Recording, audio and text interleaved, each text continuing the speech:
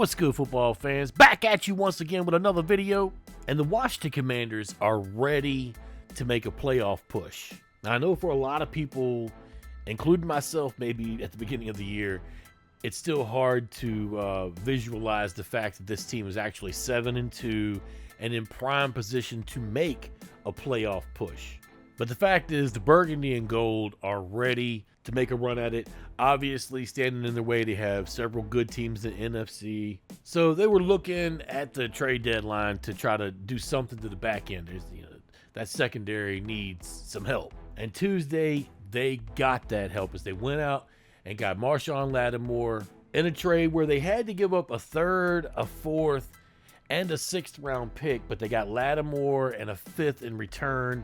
And, I'm kind of looking at the sixth rounder as a throwaway pick because it's the one that they got in return for John Ridgeway before the season with the Saints. In case you're wondering, they still have that third round pick that they got from Philadelphia for Jahan Dotson. So now instead of having 2 third round picks, they'll have 1 third round pick. They won't have a 4th round pick unless they make another deal. They'll have 2 5th round picks, and they'll have their 6th round pick and 7th round pick. So no reason for anybody to get worried. Adam Peters is cooking right now. The team had an obvious weakness on the roster, and they need more competition at that spot. This guy's made, 4 or 5 different Pro Bowls. He's obviously shown that he's, one of the better cornerbacks in the league. Also, the Saints are on the line for all of that guaranteed money and that extension that he signed back in 2021. Washington does not have to pay him that.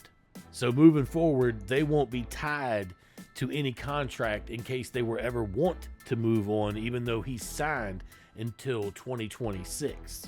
And he's only 28. And one little stat that I saw from the Next Gen Stats thing over on X said that he has allowed a negative 12.3 completion percentage over expected when targeted as the nearest defender this season, which is the 3rd lowest amongst 75 outside cornerbacks.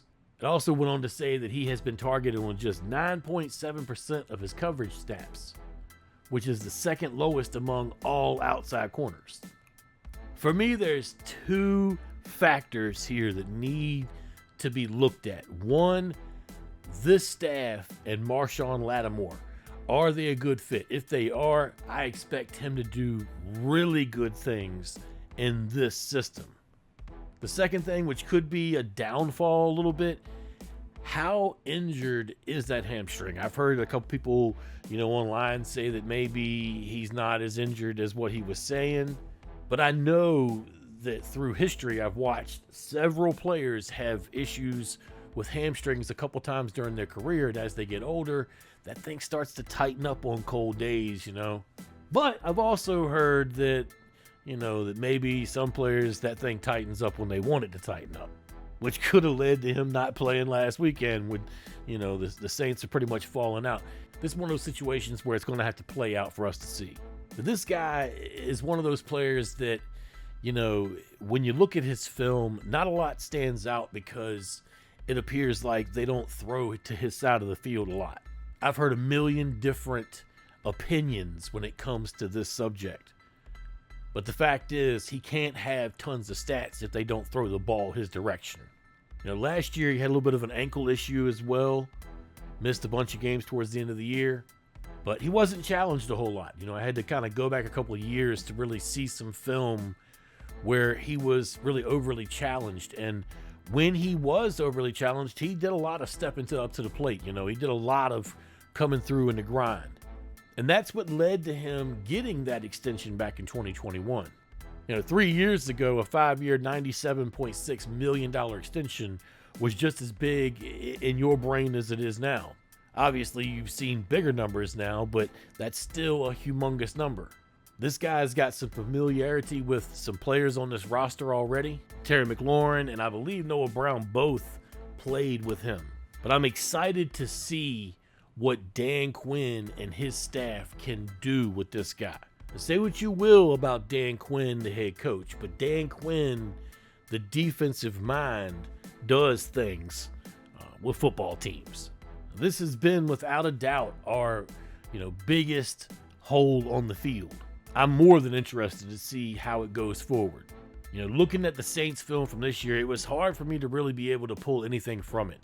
Their defense has not been playing good as a unit. They are not well coached at all, which is kind of odd when you consider they started the year out 2-0 and they really were doing well, with a really good offense over there, and then they just lost every game since. What'll be interesting for me is to see how quick that he assimilates to the playbook. I'm not expecting him to play this weekend, but if by some chance he does, how many snaps will he actually take in the burgundy and gold just days after being traded? I don't know if that could really happen, but if it does, what kind of impact can he make in those amount of snaps that he might get? Washington's got a pretty big game coming up this weekend against the Pittsburgh Steelers, and it's more than just, a battle between two teams that are doing pretty good this year. It's a situation where the organization needs to get over another hump. For years, the Pittsburgh Steelers have been a thorn in the side of the burgundy and gold. Every time they go to play them, they're trying to make a statement or something like that. Pittsburgh's the one that ends up making a statement. I've seen it happen a bunch of times. A few years back, I remember it happening on our home field, and it was actually pretty embarrassing. And I think it would be a big thing for the organization to be able to take a step forward in this process and be able to come out victorious against a team like Pittsburgh and make that playoff push that it appears like they want to do. When you have a good front office and a good coaching staff and a good set of players in the locker room, you can go out and add pieces to the puzzle and be able to make it work for your organization.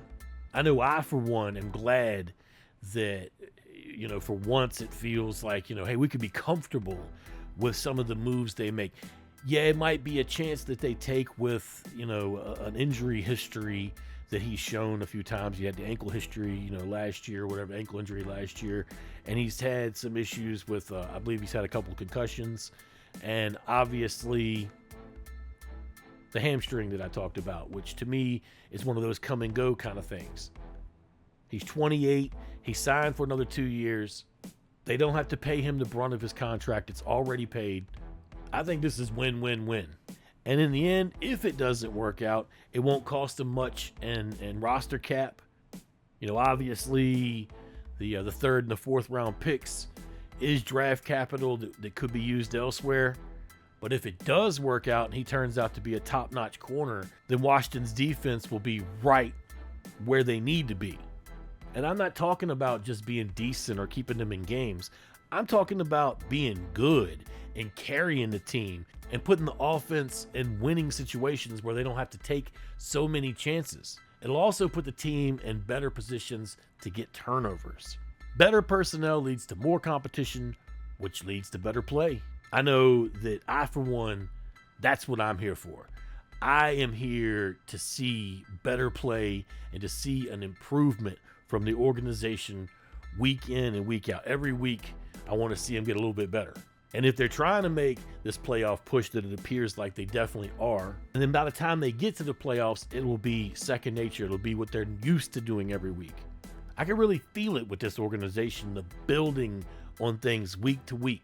Think we might have something here, y'all. Let me know what y'all are thinking down in the comments. Y'all take it easy. Peace.